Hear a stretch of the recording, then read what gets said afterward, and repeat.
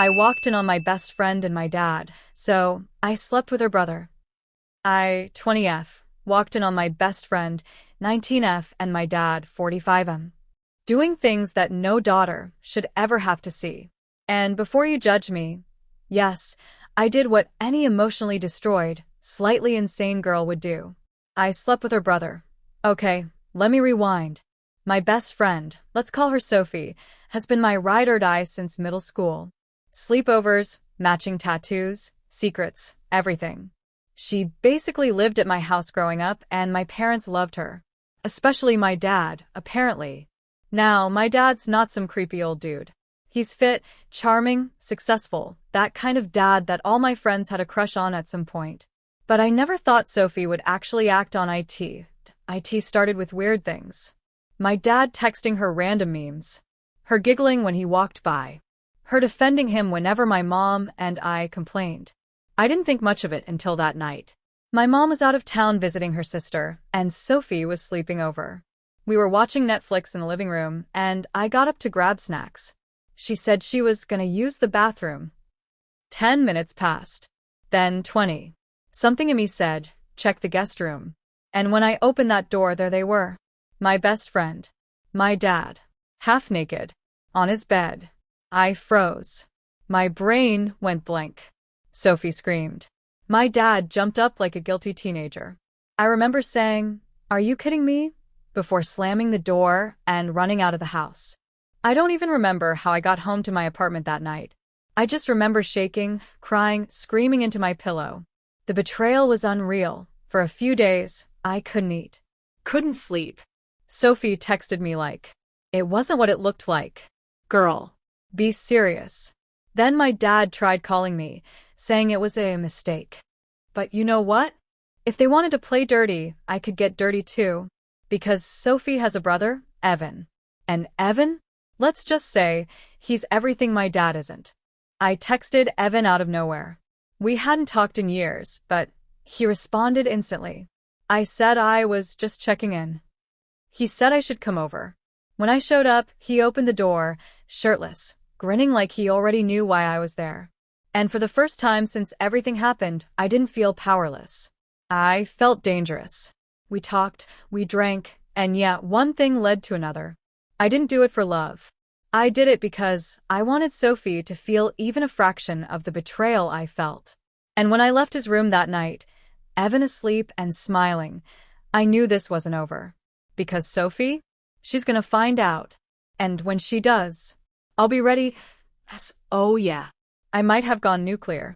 But can you blame me? My best friend ruined my family. I just returned the favor, with her brother. The question is, do I tell her I know about her and my dad? Or do I let her wonder why I suddenly started spending so much time with Evan? Part 2. So, remember when I said I wasn't going to tell Sophie right away? Yeah. That lasted about 2 weeks. Because apparently, karma works fast. After I slept with her brother Evan, things were weirdly good. He was texting me nonstop, taking me out, introducing me to his friends, and I was low-key starting to like him. But then Sophie called me. Her voice was shaky, fake sweet, and she said, "I know what you did." At first I thought she meant with her brother. But no, she was talking about my dad. Apparently, my dad confessed everything to my mom after I ghosted him. My mom kicked him out, and Sophie's name got dragged into the whole mess. Her parents found out and she got disowned. So now she was blaming me for ruining her life. Like, girl, you ruined your own life when you hooked up with my father. But get this, she said. I hope you're happy because you destroyed 2 families. And I just lost it. I said, oh, I'm so happy. Especially after your brother kept me up all night. There was this pause. Like she couldn't even process what I just said. Then she started screaming, calling me a slut, a snake, saying I was sick. I hung up, and then all hell broke loose. Within hours, Evan texted me. What the hell did you say to my sister? Apparently, Sophie stormed into his room while he was gaming, in front of his friends, and yelled, "How could you sleep with her?" Evan defended me, but it turned into this massive family fight. Sophie's parents got involved, yelling about me, my dad, and how their kids were ruined. Meanwhile, my mom, who had finally calmed down, called me crying, saying, "How could you keep this going? Haven't we had enough drama?" Girl, I didn't start this drama, I finished it. A few days later, Sophie showed up at my apartment. No text, no warning, just banging on my door. When I opened it, she looked wrecked. Mascara everywhere, shaking, furious. She screamed, "You slept with my brother just to hurt me." And I said, "No, I slept with him because you slept with my dad." She slapped me. I pushed her back. It almost got physical until my neighbor came out yelling at us to stop. Then she said something I'll never forget. "He was in love with me.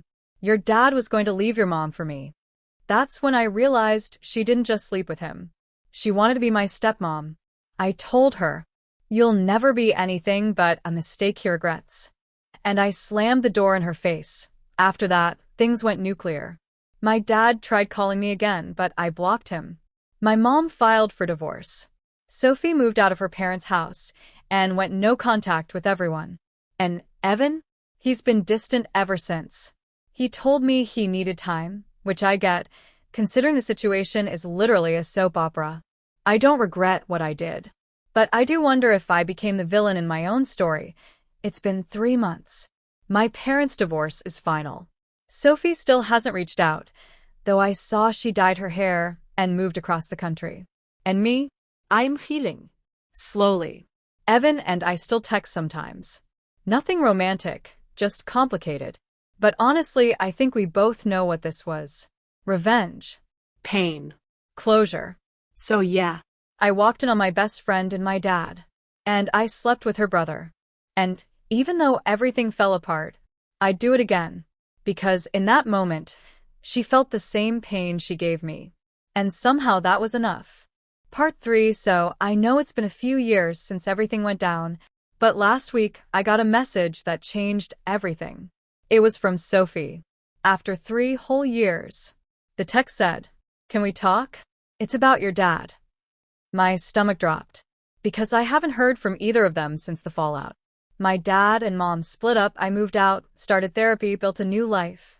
But that message, it pulled me right back into the chaos. I thought I'd escaped. I stared at it for a good 10 minutes before replying. All I said was, "Why?" She responded instantly, "Because you don't know everything." Now, obviously, that could mean anything. But curiosity got the best of me. So I agreed to meet her. Public place, broad daylight. No surprises. We met at this quiet little cafe downtown. She looked completely different. Dark hair, pale, thinner, almost fragile. I didn't even recognize her at first. She smiled awkwardly and said, "You look good." I didn't. I looked ready to run. Then she drops it. She says my dad did leave my mom for her, but she found out he was also cheating on her with some woman from his office. And when she confronted him, he told her she was just a phase. Apparently, he even told her that sleeping with her was a mistake. She broke down crying, saying she'd lost everything, her family, her friends, her reputation, for a man who never even cared about her. Then she says something that threw me completely off. I wasn't the only one. Turns out my dad had been messaging multiple girls, including one of my classmates back in the day. He was basically living a double life. And the only reason Sophie reached out now? Because my dad had passed away a few months ago. Heart attack. She said she felt like she needed to tell me the truth before it was too late. I didn't even know how to react. Anger? Relief? Sadness? It was like every emotion I'd buried came rushing back all at once. After she finished talking, I told her everything I'd wanted to say for years. That she destroyed me. That she made me feel worthless. That even if my dad was a monster, she still chose to hurt me. She nodded, crying, saying she knew she'd never be forgiven, but that she hoped I could move on. I said, "I already have." And I walked away. It's been 2 weeks since that conversation. I didn't tell anyone, not even Evan. I just needed peace. I visited my dad's grave once. I didn't cry. I didn't say much. I just stood there and whispered, "You got what you deserved." Then I left. Now, I'm actually doing okay. I got a new job, new city, new life, and I'm finally free from that twisted mess. Sophie texted me once more, a simple thank you. I didn't respond, because sometimes silence is closure.